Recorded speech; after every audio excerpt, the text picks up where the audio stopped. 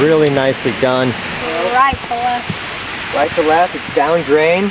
Greens are wet. This is when it gets tricky because the speed of these things might change a little bit. You like right there? Okay. Taste dependent, so you gotta feel you've been reading these greens great.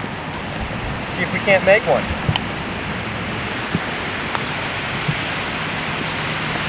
Oh, that's so good. So good. That's golf right there. Miss a green, hit the good shot, give us a putt, and make it. Way to go. That felt good.